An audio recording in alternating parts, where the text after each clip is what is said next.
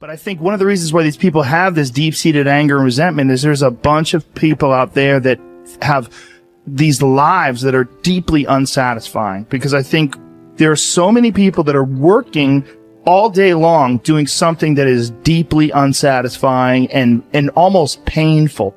Yeah, soul killing. Soul killing. They're stuck in traffic all day, and then they're stuck in a cubicle after that. They relish the time to take a in the bathroom and look at their phone. I mean, they literally do that. That's a highlight of someone's day. They get in traffic on the way home. They get home after that. They're watching television, and they're... You ever notice that some people seem to want to hang on to stuff that is bothering them? They're forever talking about it. They don't want to let it go. They've had a failure at something and it's grown. They can't get over it. They just can't get over it. Or somebody said something nasty to them. They don't want to let it go. Do you know what we should do? We should ask ourselves, everything that happens, is this serving me? Is this serving me? And if it's not serving you, get rid of it. You don't want anything in your life that's not serving you, that's not causing you to grow, that's not adding to the quality of your life. I don't care what it is. You will find some people, they just hold on to bad stuff. They hold on to problems. They don't want to seem to let it go. And that adds more problems. Whatever you focus on grows.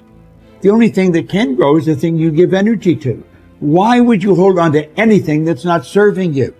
How bad does it have to get? I mean, to what denominator, to what lowest level do you have to reach before people really make up their mind to change? My message is, why wait? I mean, when you're feeling so altered emotionally, you feel so bad, that's the moment you could actually see yourself for the first time, because you're not answering your cell phone, you're not responding to all your texts, you're not watching TV, you're not going out to dinners, you're not calling people back.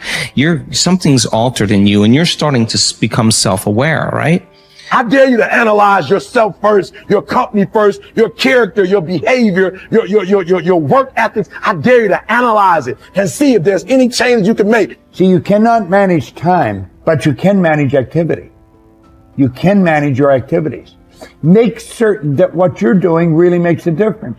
Make certain that you're spending your time on activities that are productive, that are taking you in the direction of your goal. If you think about the person that you want to become, what's that person do every day that you don't do right now? And when you start to do the thing that the person you want to become is doing, you leverage something called behavioral activation therapy. And that is a whole body of research that says when you act like the person you want to become, it's the most powerful way to change a habit. It's even better therapy than talk therapy, because the action proves to your brain that you're becoming that person. You're seeing the change through the action, and so then the brain catches up and starts to relate to you like a person that's confident, or a person who adores their appearance, or a person that celebrates themselves exactly as they are. Before you start the day, ask yourself, how do I want to think today? How do I want to feel? How do I want to behave? I mean, what would greatness look like? What would love look like today? What could I do that would be really cool for me at the end of the day? Say, wow, so I had a good day today. What would make me feel that way? And if you can't find an answer to that, start reading. Who reads anymore? Read a book. I read so many books a week. I know, I'm that way too. So read something about, you want to be wealthy? Read a book about someone who became wealthy, and get real and realize they may have failed 50 times before they actually pulled it off. Or what were their characteristics? What were their traits? What made them? So it wasn't about their wealth. It was about who they became. That's the key, right? So fill your brain with a little knowledge, and then just start asking yourself, what's the greatest expression of myself that I can be today? And rehearse it. Rehearse how you're going to be. And then if it leads to a different choice, that's the unknown. Mm-hmm. And just know that it's not going to be predictable. It's going to be a little uncomfortable. That's where the magic happens. If you can stay relaxed and awake in the unknown, things get pretty exciting. When you're back to the known, you're back to the familiar. Don't expect anything to change in your life. And if you say it's that person or that circumstance, you defaulted and went back to the program of the victim, allowing your outer environment controlling your thoughts and feelings. If you truly do this well, this is what I discovered. If I truly feel the feelings of my future before they occur, and I live in that state, I'm no longer looking for it to happen. How could I look for it if I feel like it already has, right? So I try to stay in that state, because then I'm not separate from it. And that tends to be when the magic happens. There's no control anymore. There's no predicting.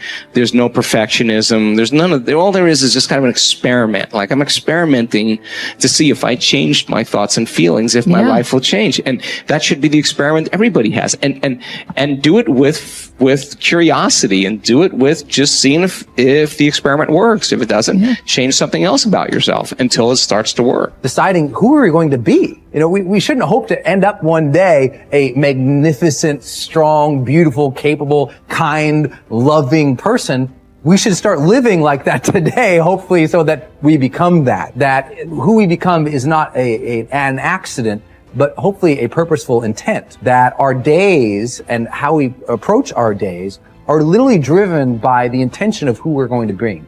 That we bring our character into each of the circumstances of our lives, and by doing that, maybe we can't always direct every circumstance of our life. We can't control everything, but we can certainly control our responses to them. We can certainly dictate who we're going to be in those circumstances, and that helps us achieve our ultimate destiny that we desire, not one that just lands on us. I think the other thing that really comes to people's into their power is when they really discover that, you know, each of our days is something that we can also design. Not just design who you're going to be. How are you going to design your day? What's this day going to be about? What's going to get your attention? What's going to get your focus? And what should not be getting your focus is just your inbox, or just what I call browser blackout, clicking around on all these blue links or images, or swiping here and swiping there, and then losing 4 or 5 hours of your day. Because what ends up happening for so many people is they lose 2 or 3 hours of distraction each day, maybe 4 hours of distraction of television a day. And over the course of their lives, now a decade is gone of opportunity, a decade of missed opportunities to connect with your family, to achieve your dreams, to work a little harder, to contribute that thing you always contribute, to learn that skill that you wanted to learn.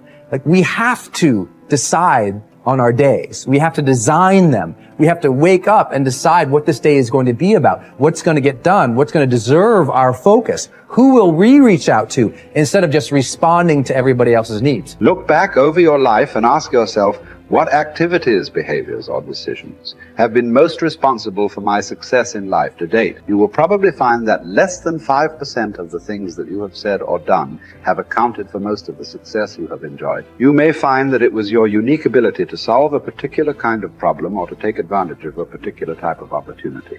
You may find that your special talent was an interpersonal skill that enabled you to influence and persuade other people at a particular time and place. You may find, on analysis, that it was an ability to take charge and accept responsibility for accomplishing a particular goal. Whatever has been responsible for your successes in life to date may be a good indication what you should be doing in the future. Analyze your work based on the measure that I call return on energy. Leaders in every field deliberately apply their talents and energies where they can achieve their greatest return on the amount of energy, mental, emotional, and physical, that they invest in any endeavor. They refuse to take on jobs or work in areas where they cannot perform at exceptional levels. They treat themselves as valuable resources, and they spend their energies very carefully. One of the questions that you might continually ask yourself is this the best possible use of my time and energy?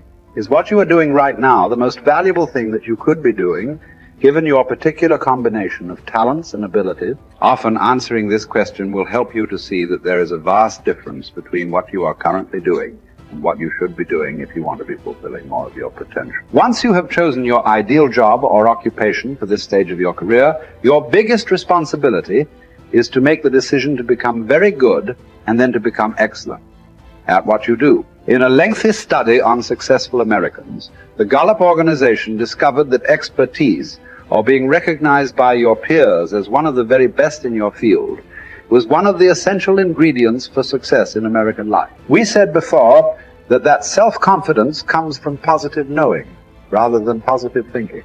It is only when you know that you are outstanding in your chosen field that you really feel terrific about yourself, and that you enjoy high levels of self-confidence. Men and women who are good at what they do and who know that they are good at what they do are very different from those who are only average. They walk and talk and dress and behave differently. They have an attitude of assurance and certainty about themselves that causes them to stand out in any group. They have a deep down sense of self-worth and self-confidence that is evident to everyone around them. The quality of a person's life is in direct proportion to their commitment to excellence, no matter what their chosen field.